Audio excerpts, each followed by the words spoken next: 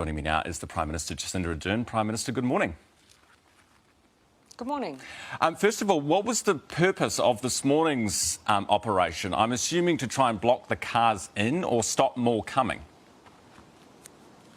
What I've been advised from the police is that, as you've described this morning, they have put in place barricades, and they are also have staff that are stationed at each of those sites, predominantly at those intersections or areas where cars are already up to the edge of, and the intent, I'm told, is to ensure that they don't see any further growth and any further disruption.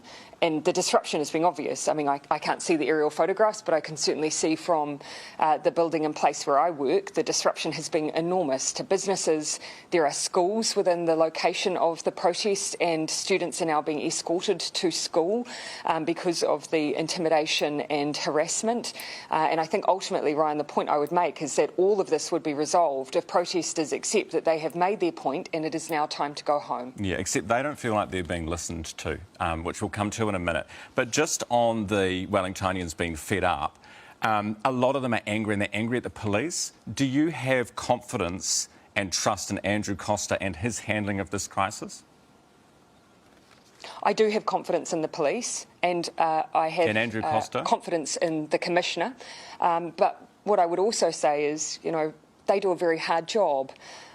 You'll know that I'm the daughter of a police officer. I consider myself to be a member of the police family for a number of years. So I do absolutely support them and the work that they do. Do I always agree with every single operational decision that they make? Not necessarily, but they have my support. You don't agree with the operational decisions in this case from the get-go? I have not said that, though, Ryan. The point is that there will be times when I won't always necessarily agree, but they have my absolute support, and that won't change.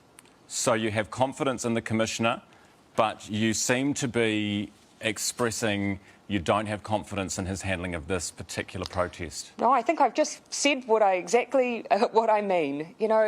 Taken as a whole, of course there'll be from time to time there may be decisions that I don't always agree with. Is this one of them? Necessarily fully understand. They are the ones that are equipped to make these operational decisions. And Ryan, I'm very clear in the distinction that exists between the government and the police. They have to be able to make their own decisions. We do not have the power, the right or the legal ability to ever instruct the police on operational decision-making. No. And that's a very important convention that I will absolutely not see disrupted. But that does not change the fact that I've lived closely enough with the police over many years to know how tough their job is. So they have my support. Particularly those police who are standing out there on the front line right now doing a very difficult job. Yeah, absolutely. They have, every single one of them has our support here in the studio as well, Prime Minister. All right, let's talk about the mandates. Have you asked for advice on removing the vaccine mandates?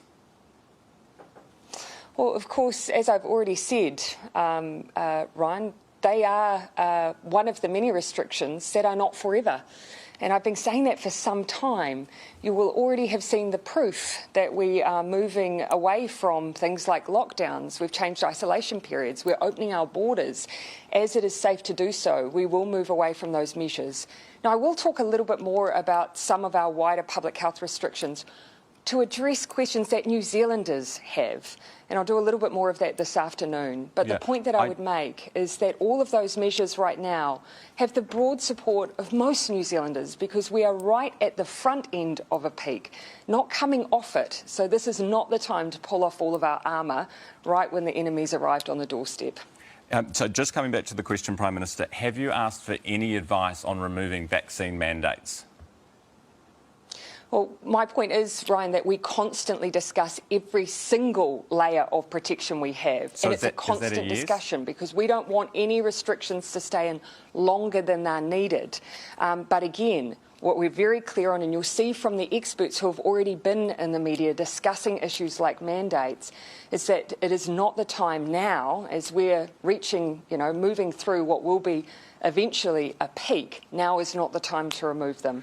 But for what the future looks like, I am going to talk a little bit more about that this afternoon. OK. So I'm assuming from your answer that you have asked for some advice on removing the vaccine mandates. When did you ask? My answer is exactly as I've said it. I get advice constantly and I debate constantly every restriction. All right, because you'd expect that. Let's go with that, Prime Minister. So you get advice constantly, which means in the last week you would have had advice on the vaccine mandates. So can we just clarify, because I think we need to justify them to the people who are there at Parliament at the moment. Yeah. If we remove the vaccine mandates on, say, a barista or a restaurant worker, how many extra cases of COVID would we see and how many extra hospitalisations? So you'll forgive me if I'll speak a little bit about where the mandates apply, and then I'll come to the question of why then are they important. So the primary mandates that we've had have been in those areas where we work with vulnerable people: healthcare, education, Defence Force and police and our border workers. And of course, everyone remembers and understands why that was so important in Delta. Then, if you're a business that is opting to use the vaccine pass, because remember, most hospitality businesses have the choice to operate without it, particularly at Orange. At Red, it's a bit harder. You have to be contactless, but there are some choices there. The mandates, the role that they play, firstly, that there is, of course, with vaccines, a reduction in transmission as a result of being vaccinated, so your ability to pass it on. Now, with Omicron, it's less than it was for Delta, but still some studies suggest about a 50% reduction. Now, if you're working with vulnerable people, that is important, and it's important overall for an outbreak. The second reason mandates have been important is we still do have Delta in New Zealand. In fact, we're still seeing caseload in hospitals of Delta cases. So I think we need to remember we're not just dealing with just the more, what has mostly will be a mild to moderate illness for most New Zealanders. And the third reason, again, is just its significant reduction in hospitalisations. You're 10 times less likely to end up in hospital as a result of being vaccinated. And so we want to make sure we don't overwhelm our hospitals and our healthcare. So those are some of the primary reasons why now, right when we're taking off, is not the time to remove those things. But in the future, there is the possibility, absolutely, there's no to move doubt away that from they, them. And no I've doubt said that very clearly. Yeah, there's no doubt they've been useful, and the public has backed them to this point. Just coming back to the question, though, how many extra hospitalisations would we see if we were to lift those mandates?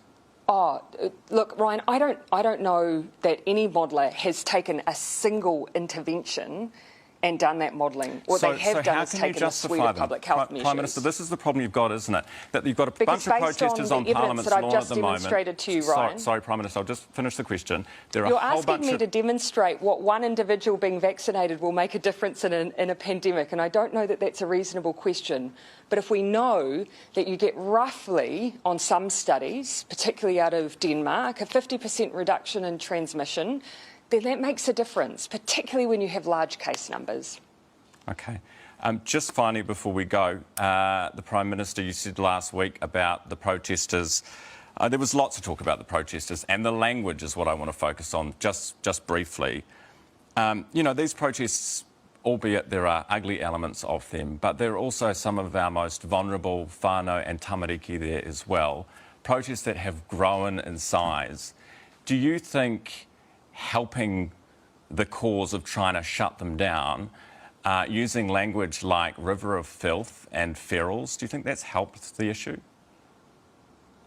That is not being my language. No, you're senior ministers. But again, what I have been very clear on is that, you know, what we've seen outside has moved from a protest into a legal activity. And I think we can all agree on that. The point has been made and it is time to go home. There are children out there, and I'm deeply uncomfortable about that. They've been there for weeks. It is not an environment for kids. It is time to go home. And again, I will keep speaking to every New Zealander. The vast majority would understand that with 2,500 cases yesterday, we do have a rough few weeks ahead of us. We need to get through that, but there's also light, and we will keep changing and easing the protections that have kept us all so safe. And we shouldn't forget, Ryan, you know, our response has saved so many lives, and that has been at the core of what we've been trying to do. And there will be people who won't agree with that, but ultimately, you know, I think we can acknowledge that those decisions have saved possibly the lives of people they may even know. Just very quickly, coming back to the question, Prime Minister, do you condone the ferals and the river of filth comments by your senior ministers? I don't condone the illegal activity outside. What about your ministers?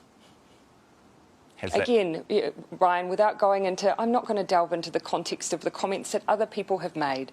I am going to own every You're word okay that I with them, share though? and make. It is illegal. It needs to be moved on. We need to move on from this period right now and get on and focusing on the pandemic that is in front of all of us. All right. Prime Minister Jacinda Ardern, as always, we thank you very much for your time this morning. Thank you so much for coming on.